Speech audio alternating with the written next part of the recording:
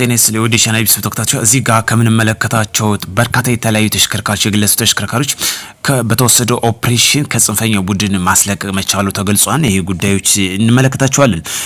በተለይ በጎጃም በሞጣ በተወሰደው ኦፕሬሽን እስከ ወዲያኛው የተሰናበቱ እንዲህ የምንመለከታቸው መንግስት ህግ የማስከበር ዘመቻውን አጠናክሮ እየወሰደ ይገኛል።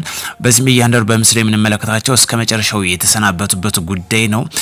በቲቪ ተነፍቶ እንግዲህ 4 ኪሎ በተግባር ዋጋ እያስከፈላቸው ይገኛል። በዚህም በተለያየ አደረጃጀት ራሳቸውን ሰየሙ ሲንቀሳቀሱ የነበሩት መንግስት ህግ የማስከበር ዘመቻ በወሰደው ተሰናብቷል።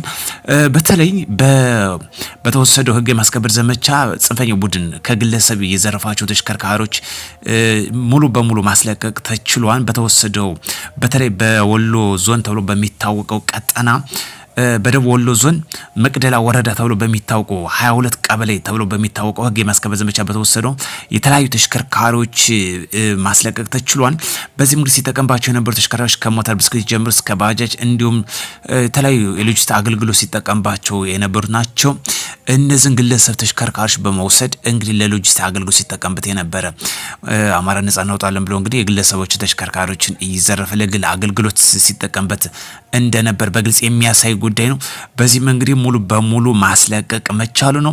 ሌላኛው ጉዳይ አደንዛዥ እጽ ሙሉ በሙሉ በቁጥጥር ስር በቦሌ 5329 ሺሻ የተያዘ መሆኑ የተገለጸው የቦሌ ክፍለ ከተማ ፖሊስ መምሪያ ክፍለ ከተማው ወረዳ 4 እና ወረዳ 5 በሚገኙ መኖሪያ ቤቶች እንግዲህ ፔንሲዮንና የሌት ጭፍራ ቤቶች ላይ ከመስከረም 2018 ጀምሮ ተገቢው ጥናት በማድረግ ባከናወኑ ኦፕሬሽን የሰበሰባቸውን 5329 የሺሻ ማስጨሻ እቃዎችን በቁጥጥር ስር አውሏል። እንግዲህ ሀገራችን ወጣቶችን ወደ ከፍተኛ አደንዛዥ እጽ እያመራ መሆኑ በተለይ በሰለጠኑት ሀገራት ከፍተኛ ከሚጠቁበት አንዱ ባደንዛዥ እጽ ነው። ይሄ ጉዳይ ወደ ሀገራችን ወደ ልምምድ ውስጥ እየገባ ወጣቱ ይገኛል። በዚህም እንግዲህ በቦሌ በሁለቱ ወረዳዎች ወረዳ 5 እና ወረዳ 4 ተብሎ በሚታወቅ በተደረገ ኦፕሬሽን ነው ወደ 5329 እንግዲህ ያሽሽ ማጨሳ በቁጥጥር ስር የዋሉት ምን ያህል እንግዲህ ወጣቱ እየተጠቃ መሆኑን በግልጽ ያሳየን። ስለዚህ እንንቃ፣ እንደዚህ አይነት ድርጊቶችን ራሳችን ቆጥብ። አሁን በሚደረገው ጥናት በተለይ ወጣቶች በሀገራችን በከፍተኛ ሁኔታ ወደዚህ እየተጠቁ የሚቀጥሉ ከሆነ የሞት ሬቱ ከፍ እንደሚያደርገው ነው። በሰለጠኑ ሀገራት የሞት ሬቱ ከፍ ከሚያደርግበት በአደንዛዥ እጽ ብቻ ነው። በሌላ ሀገር እድሜያቸው እንደማይቀጭ ይታወቃል። የኛ ሀገራችን የሞት ሬት ከፍ የሚያደርገው ህዝብ በፊት በተለይ በሕክምና በአመጋገብ በኒትሪሽን በተለይ በዚህ ጉዳዮች ነበር። አሁን ግን ይህ ጉዳይ በሰለጠኑት ሀገሮች የነበሩ የአደንዛዥ እጽ ወደ ሀገራችን አንዱ ተጠቂ እያደረገ ይገኛል። ስለዚህ ወጣቶች እንንቃ፣ ከአደንዛዥ እጽ ራሳችን ጠብቅ። በተለይ እድሜያችን ባጭር ከሚያስቀር አንዱ ይሄ ነው። ሌላኛው ጉዳይ ሲቪል ዋር የሚባል አለ። ብሔር መሰረት አድርጎ በሀገራችን አሁን የተከሰተው ይህ የፖለቲካ ያልሰለጠን መሆናችን ከሚያሳይ አንዱ ይህ ነው። ለዚህ ደግሞ ወጣቶችን አሁን እየበላ ይገኛል። በተለይ የአማራ ነጻ እናውጣለን፣ ትግራይ ነጻ እናውጣለን፣ ኦሮሞ ነጻ እናውጣለን የሚል የፖለቲካ ሸቀጥ እየተሸቀጠበት ነው የሚገኘው። በዚህ እንግዲህ በርካታ ወጣቶች ህይወታቸውን እያጡ ይገኛሉ።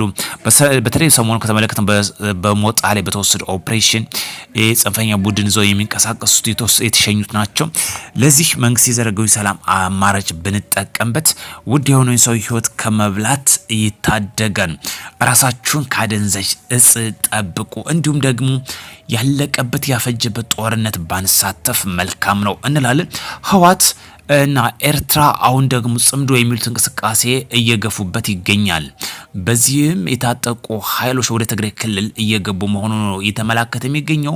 በተለይ ሽሬ ተብሎ በሚታወቀው በርካታ የሻቢያ ታጣቂዎች እየገቡን መሆኑ ታቃሽ ምስልም እየወጣ ይገኛል። በተለይ ለዚህ ደግሞ መንግስት ትኩረት አድርጎ ኦፕሬሽን እንዲወስድ እናሳስባለን።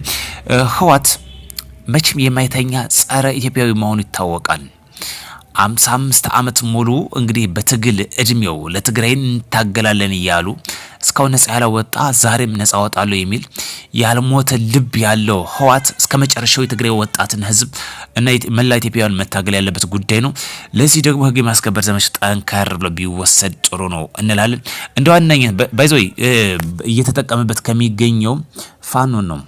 አማራን እርስ በርሱ እያናከሰ የሚገኘው የህወሓት ሴራ መሆኑ ይታወቃል። በተለይ የዚህ የጽንፈኛ ቡድን መሪዎች የሚባሉት ወፈር ያለ ዶላር እኮ ይገባላቸው ነው። እኔ ይታወቃል። ይሄ ሊሰመርበት የሚገባ ጉዳይ ነው።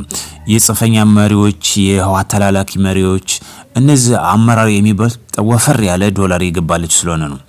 ላብነት ያህል ከሀገራችን ወጣ ብለን ኢራን አሁን ለምሳሌ ከፍተኛ አመራሮችን እያስበላት የሚገኘው እኮ የስለላ ድርጅቱ ብቻ ሳይሆን የሚደረገው ወፈር ያለ ዶላር ነው።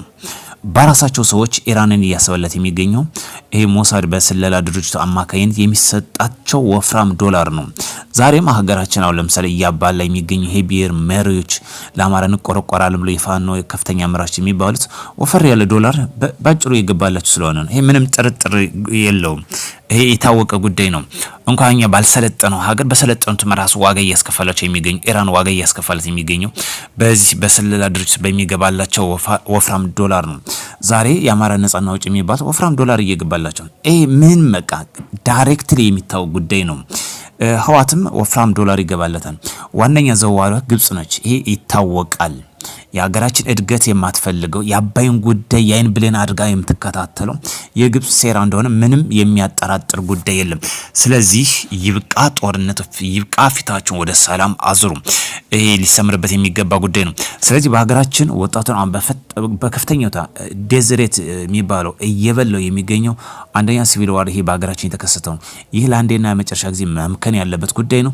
ሲቀጥል አሁን የተመለከት ነው አደንዛዥ እጽ ወጣቱ እየተጠቃ የመጣበት ጉዳይ ነው።